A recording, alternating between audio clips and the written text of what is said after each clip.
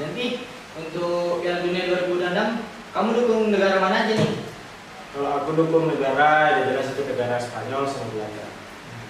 Kuat sih. Ya Spanyol begitu kuat karena di situ ada Sergio Ramos,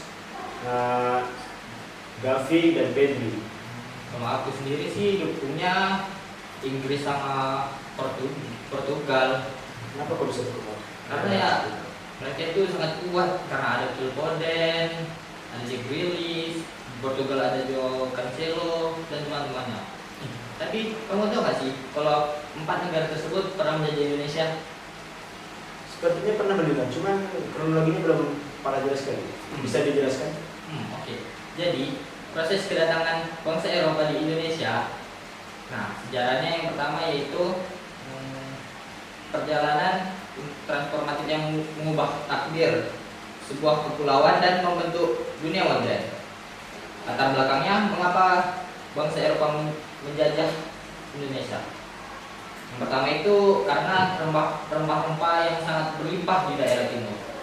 Nah, contohnya itu ada lada, cengkeh, pala, dan kayu manis dari Kepulauan Maluku yang sangat berharga, setara emas di Eropa. Kemudian rempah-rempah itu tidak hanya memberikan cita rasa eksotis, tapi juga digunakan sebagai pengawet dan obat. Nah, yang kedua itu ada kemajuan teknologi maritim, pengembangan kapal-kapal besar yang lebih tahan lama, kompas magnetik yang lebih akurat, dan peta navigasi yang lebih baik memungkinkan pelayaran jarak jauh. Yang ketiga yaitu motif ekonomi dan keuntungan. Nah, mereka itu menjajah karena terdorong oleh prospek kekayaan tak terbatas. Nah, yang keempat itu atau yang terakhir adalah semangat kejayaan dan ekspansi. Dorongan ini meningkatkan kekuasaan praktise dan pengaruh dunia. Nah, jadi gitu untuk sejarah atau latar belakangnya. Seperti itu ternyata negara Eropa dulu menjadi Indonesia kan? Ya, nah untuk yang pertama datang itu kamu tahu nggak negara mana? Negara apa? Nah, yang pertama datang itu atau gelombang pertama itu adalah bangsa Portugis untuk mencari rempah-rempah. Nah, yaitu adalah pelopor eksplorasi laut. Jadi pada awal abad ke-15, Portugal di bawah kepemimpinan Prince Henry the Navigator memulai ekspedisi penjelajahan yang sistematis dengan dukungan kuat dari kerajaan dan gereja. Armada Portugis berlayar ke sepanjang pantai Afrika menuju Samudra Hindia. Kemudian Vasco da Gama berhasil berlayar mengelilingi Tanjung Harapan pada 1498, membuka jalur laut pertama ke India dan memperpendek rute perdagangan rempah-rempah secara dramatis. Nah, kemudian Portugis itu tiba di Indonesia. Setelah berhasil di India, Portugis terus memperluas jangkauan pada 1511 oleh Alfonso de Albuquerque dengan pasukan yang relatif kecil berhasil merebut Malaka, pelabuhan strategis yang menguasai selat penting menuju Kepulauan Maluku. Dari Malaka, Portugis melancarkan ekspedisi Kepulauan Malaka atau Banda Ternate.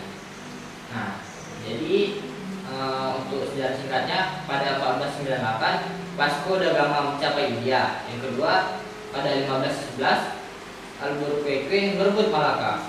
Kemudian 1512 ekspedisi ke Malaka dimulai. Yang terakhir yaitu 1520 mereka menguasai Ternate. Nah, kalau untuk Spanyol, kamu tahu nggak sejarah bagaimana mereka bisa tiba di Indonesia ini? Aku tahu sih. Ini Spanyol datang ke Indonesia itu mencari jalur baru ke timur.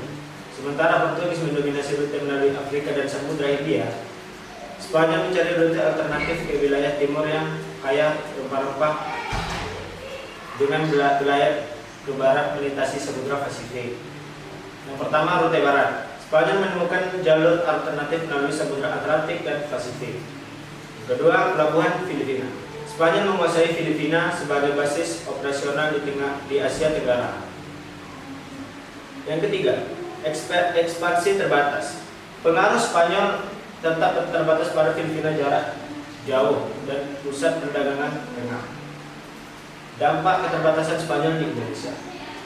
Meskipun Spanyol menguasai Filipina dan melakukan beberapa penetrasi ke Tidore, mereka tidak mampu menyamai jangkauan dan keintentasian kehadiran Portugis ke Indonesia.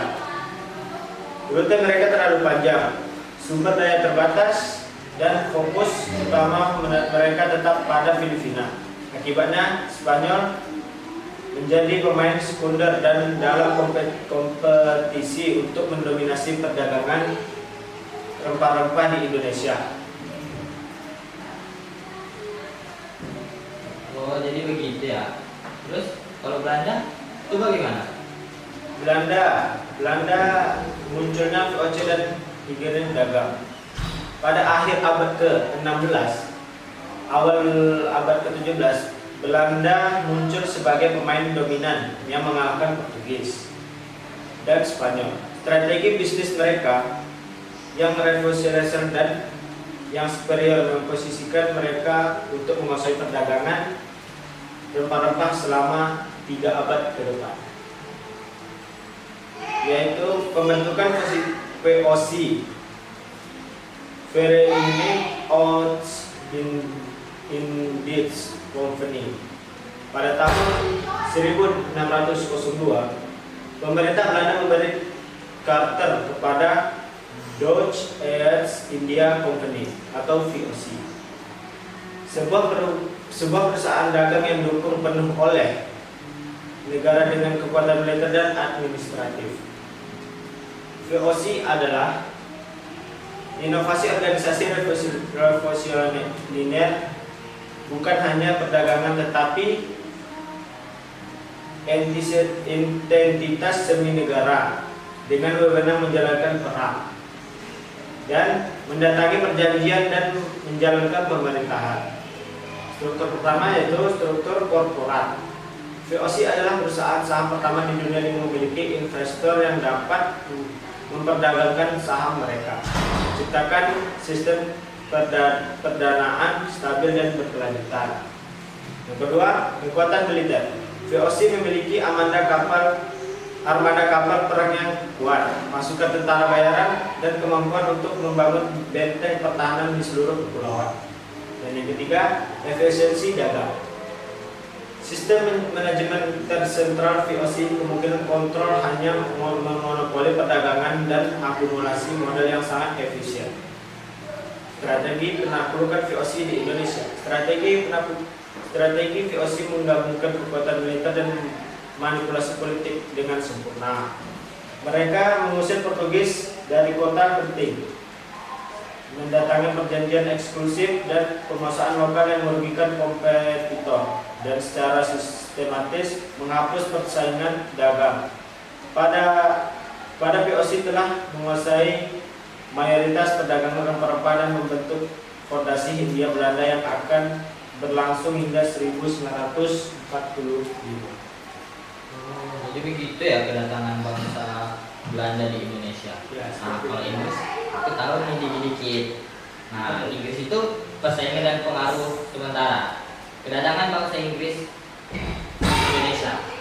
Pada 1600, Inggris membentuk East India Company atau EIC dengan tujuan menandingi VOC Belanda. Awalnya, Inggris memiliki beberapa keuntungan dari jalur perdagangan yang lebih pendek melalui Laut Merah dan pengetahuan tentang sumber rempah-rempah di Maluku.